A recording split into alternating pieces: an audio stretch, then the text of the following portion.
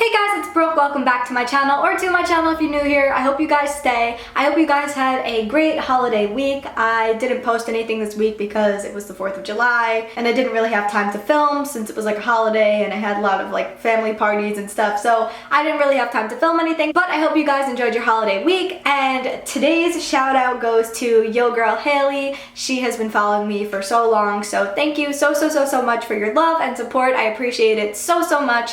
If you guys want to be shouted out as the bee of the week on my next Monday's video, make sure you guys go spam me on my Twitter and my Instagram, which are both linked in the description below, and they're also at the beginning of this video, so if you just look at the beginning of the video you can spam me and I will shout you out. Okay, so for today's video I want to start this series kind of on my channel where I don't know if I'm going to start doing it every single Monday or like every 2 weeks or something, but basically I'm starting this series where on Mondays I'm going to be doing Mystery Mondays, where we talk about like unsolved murder mysteries or like scary mystery things like Bloody Mary or like, I don't know, Bigfoot, I don't know, just talking about all things like that because that stuff interests me so much. I love that type of stuff, and a lot of my videos that I do make like that I see that you guys really love, so I figured why not put content out there that I really like to look up and research and stuff and that you guys really enjoy watching.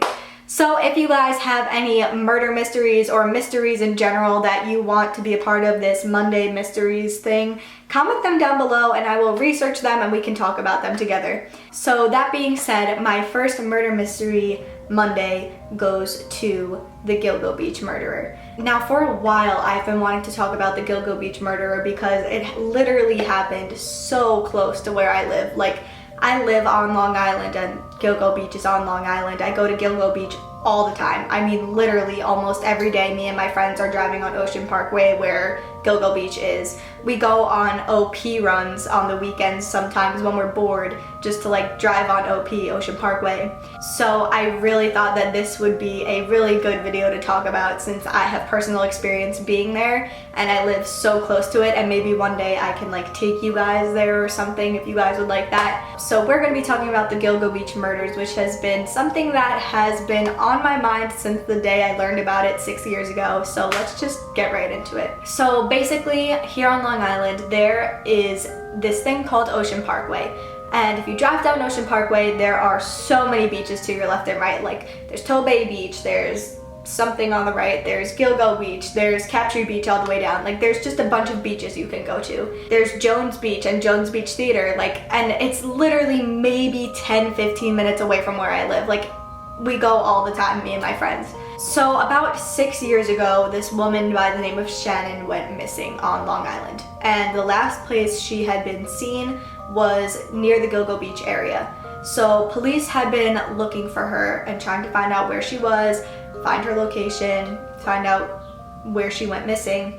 And while they were searching for Shannon, they found a different body. Now I guess another important factor about this is that on Gilgo Beach there are actually houses as well. So there are a bunch of houses down Gilgo Beach, and then you can also go into the beach part. So there's these houses, and obviously you're gonna suspect somebody who lives in these houses. So Shannon went missing, and while the police were looking for her, they had actually found the body of somebody else. So they find this one body of this woman.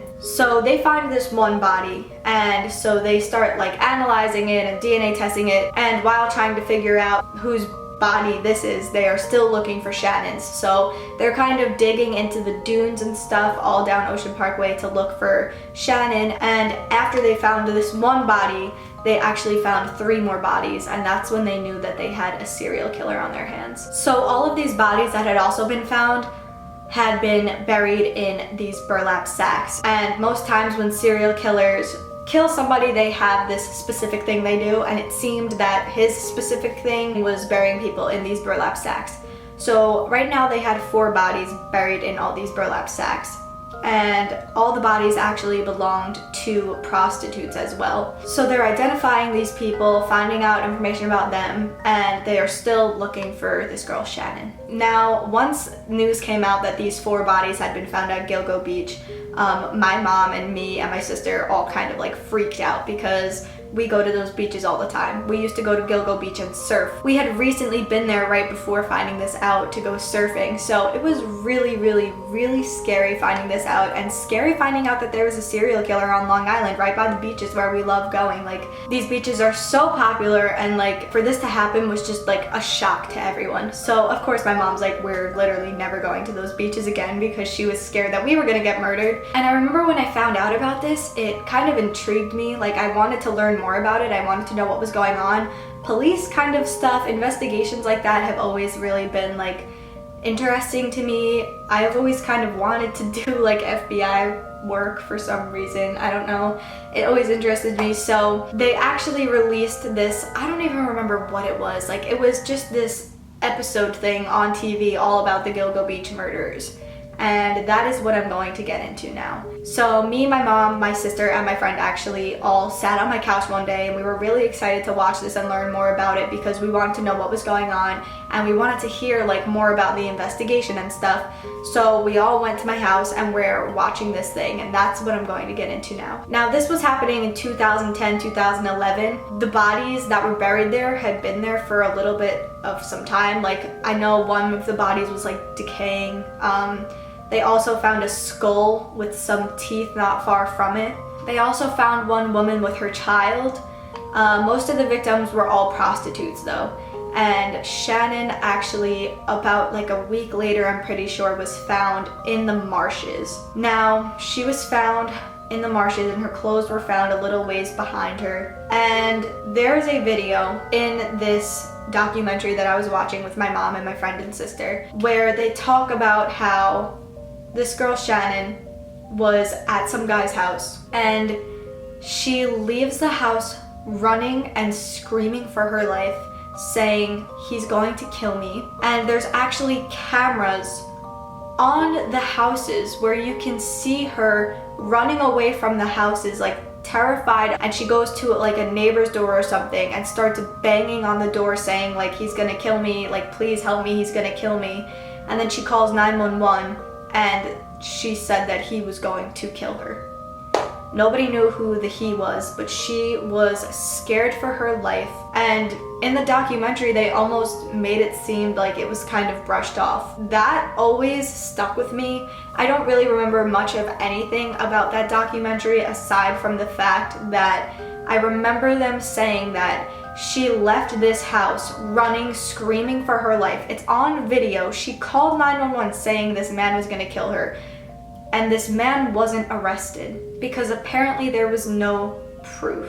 Meanwhile, this man lived in one of the houses that was on Gilgo Beach, which to me screams the Gilgo Beach murderer. I'm sure there are other reasons why they didn't suspect him as the unsub, but regardless of whether he was the Gilgo Beach murderer or not, if she left that house screaming for her life, saying he's going to kill me, calling 911 saying he's going to kill her, and knocking on a neighbor's door like screaming terrified, I feel like that's a pretty good reason why someone should be locked away for a little while. He clearly did something.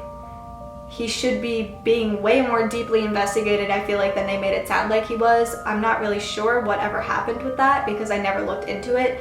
But they did find her body about a week later in these marshes where she must have ran off to because she was so scared.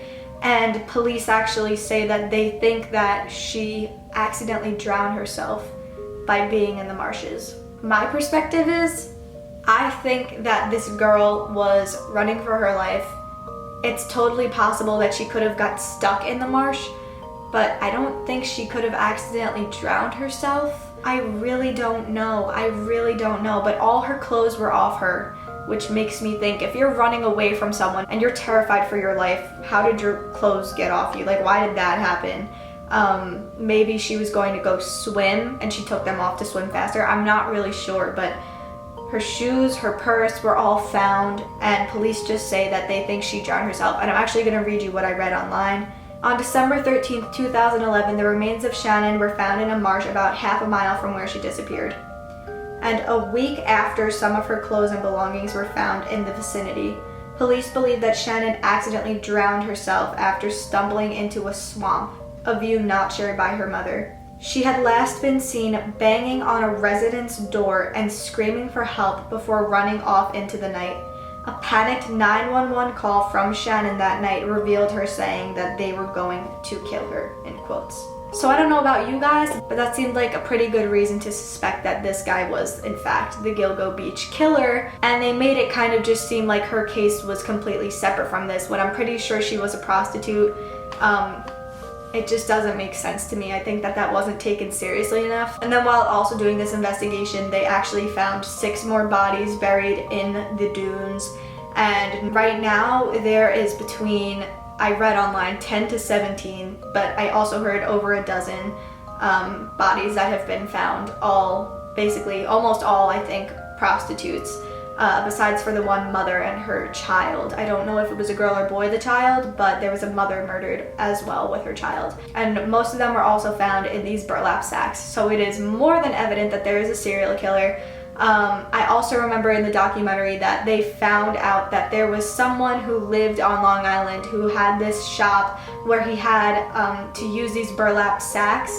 So he was being suspected, but they still never figured out who the Gilgo Beach murderer was, and he's literally still on the loose today. So that always freaks me out, the idea that like there's over a dozen bodies that were found at this beach, all not too long ago murdered, and that all these bodies were found and they just kind of closed the case. The last I heard, they reopened it in 2016.